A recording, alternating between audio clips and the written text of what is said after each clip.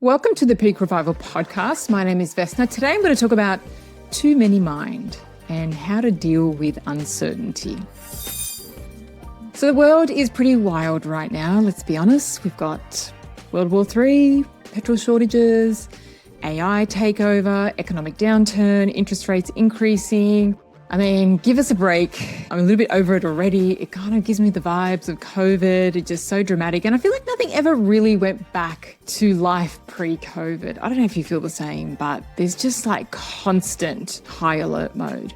And I wanted to talk about that because it's really easy to jump onto social media right now or watch the news. And I did hear, I don't watch the news, but I heard that they're actually counting down the days that we have petrol, which I thought was very similar to counting cases in COVID, which is really interesting and pretty crazy and a really great way to keep you stressed, right? And keep you glued to trying to get more information because we feel like more information is going to calm us down and keep us safe. It's going to, diffuse our alertness, right? So the more information seems like a good idea, but you'll know that the more information that you have, all it does is drive more concern and more anxiety. So you may be feeling uncertain. So you may be feeling uncertain in business, in life, with money, relationships, family, whatever it is. But really it's kind of work, finances, business, life right now and the future. And it may bring up feelings like concern, worry, anxiety, overthinking, unable to sleep, doubt, insecurity, kind of this low, heavy feeling, maybe a slight bit of dread. And so those feelings make us feel stressed, right? And those feelings are really telling, and I'm going to tell you where they come from. So I was watching a movie on the weekend, and I've seen it before. It's the Tom Cruise movie, The Last Samurai. I've seen it. I loved it. I've watched it a couple of times, maybe 3 times now, and I just love it. It's a long one, but I love it. And one of the scenes in there, he picks up one of the swords and he wants to have a spar, like a fight with one of the samurai students. And he picks it up and doesn't know what he's doing, right? And he gets, thrown on his back. He gets flipped in the air. He's all over the place, right? And one of the soldiers comes up to him and says, "Too many mind." And Tom Cruise's character is so confused. He's like, "What?" He's like, "Too many mind. One mind on the sword, one mind on everyone watching, and one mind on your enemy. Too many mind." He goes, "You need no mind, right, in order to win." And he was like, "No mind, right."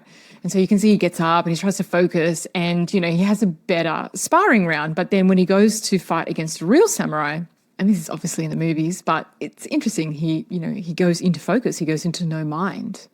So having his mind really clear, which gives him a lot more power.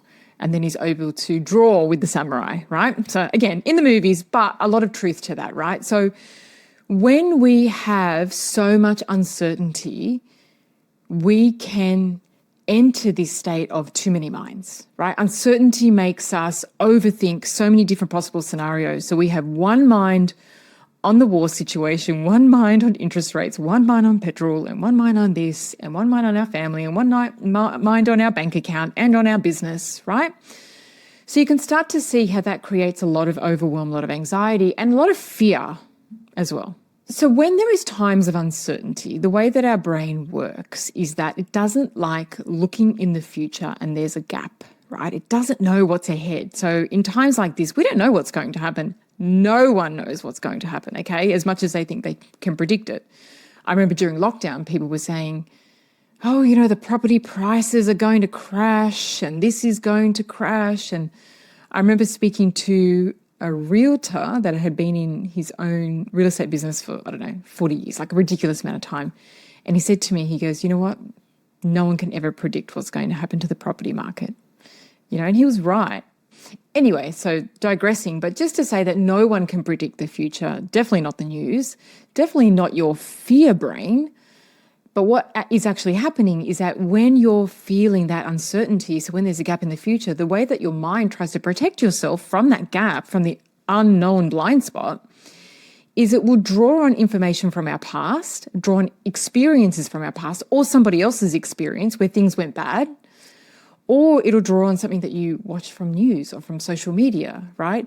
And it will use that information and project it into the future, filling the gap. right? Filling the gap with some horrible scenario, but filling the gap nonetheless, right? And then your mind will go to work on resolving a problem that doesn't exist.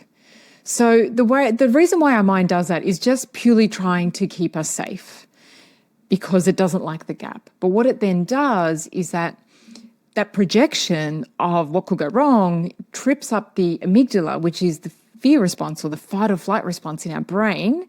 It's always looking for threats, is always trying to detect threats, whether on the outside or on the inside. And so that fires up the fight or flight response. So now we go into a stress response. And what do we feel when we're stressed? We feel worried, we feel anxious, we feel overwhelmed, we feel dread, we feel insecure, we feel low mood. We can feel all of those things, right? All of these uncomfortable, horrible feelings. And because those feelings are so amplified, it kind of feels like information that what we're worried about is really a problem, right? It's really a problem. We should really focus on this because it just feels so real, right? And that is just the power of our imagination to trip up this center in our brain, creating all of these feelings, changing our hormones as well. It becomes a very sensory experience. And all we've done is imagined a worst case scenario, frightened ourselves, put our body into a stress response. Now we're trying to solve it. And actually nothing is going on in this present moment, right? And that's where we can come undone, right? We can start to really get worked up and caught up in that stress. We can have too many minds and we have zero clarity about what we need to do in this moment right now. So, in this moment right now is where we have our power, okay? Because we're actually seeing some reality, okay? It's debatable how much reality we see because our brain blocks so much out. But we are seeing more reality than what we are when we're being tripped up in our imagination, right? And it's exhausting and it's stressful and it creates such a hard experience. It sucks the joy out of life, but it also will affect your business decisions, will affect your life decisions when you're coming from that place, right? You're not coming from clarity. You're definitely not getting your best ideas, okay? You're responding out of desperation, which is the worst way to respond. So what do you trust and what do you lean into during these uncertain times? Because we know that more information does not make you feel safe, does not make you feel comfortable, does not make you feel like everything's going to be okay. And all you need to do is turn on the TV to the news or scroll online and you know that when you get off, you do feel worse, right? So information doesn't resolve our feelings of uncertainty. But what will is the ability to trust that you can overcome any problem that's presented to you.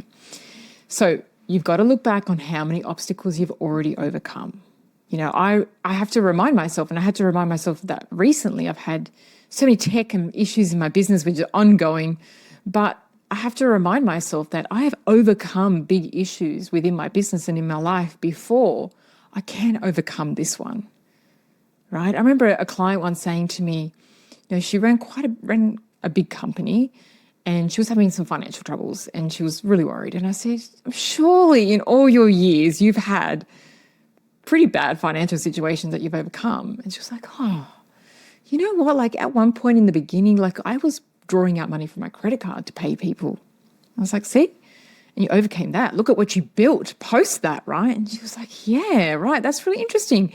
And it gave her this sense of confidence because here her mind was telling her that this was really bad, but actually she has this ability to solve problems in the moment, right? And when you can look back on your life and the problems that you solved and the fact that you're still here, right, is just, the answer. That's just proof that you have solved a lot of problems in coming through COVID, right?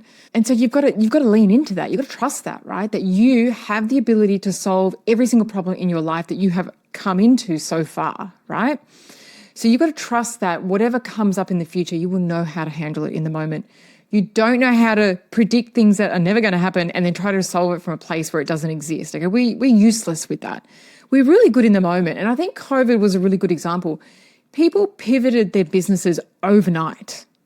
That always blows me away because that's the power of being in this moment and dealing with what's in this moment and what you have to, right? It's always worse when we imagine what's going to go on rather than when the problem has landed, we're like, okay, it's happened. What do we do now? And you just have such a sense of clarity, right? Rather than this Will it, wouldn't, would it not? I don't know what's going to happen. I don't want it to happen, all of that kind of stuff. And so the truth is you don't have to worry about the future, okay? You have to only trust in the fact that you have solved and overcome so many problems, so many adversities.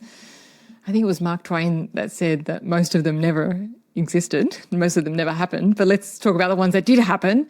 You've overcome so many problems and so many adversities and so many challenges that you have to back yourself. You have to trust yourself that you have the ability to overcome whatever lies ahead. Because life isn't without challenges and problems. And I think that we kind of hope that it is, but that's not where our confidence should come. Our confidence should come in our ability that whatever it is, I'll deal with it and I know that I can and I'll find a solution to it. So I hope that was helpful. So my suggestion to you would be go back and look at examples of big things that you've overcome and that even if it's similar to what you're facing right now. And I think with the world, we can kind of look at COVID, right? It was very similar. But, it could be other things like financial stress or business stress or whatever it is. Look at how you've overcome different stressful moments and times before and use that as a way to build your trust in yourself, because that's going to give you more bang for your buck than trying to hope that the news headlines change and make you feel better, right? You've definitely got a lot more power within you to solve whatever comes your way. And really, I think at the end of the day, it's making sure that you don't get sucked into a lot of the stories that are there to drive panic. And in some ways, I'm a big believer in that what you think and what you talk about and the way that you behave really dictates your future more than anything, okay? And so if you're listening to all these dreadful things, then it's for sure going to have an impact on your future. So get rid of that stuff and really look at the ways that you have overcome so many obstacles in your life. If you can leave a comment below, I'd love you to, and let me know your thoughts.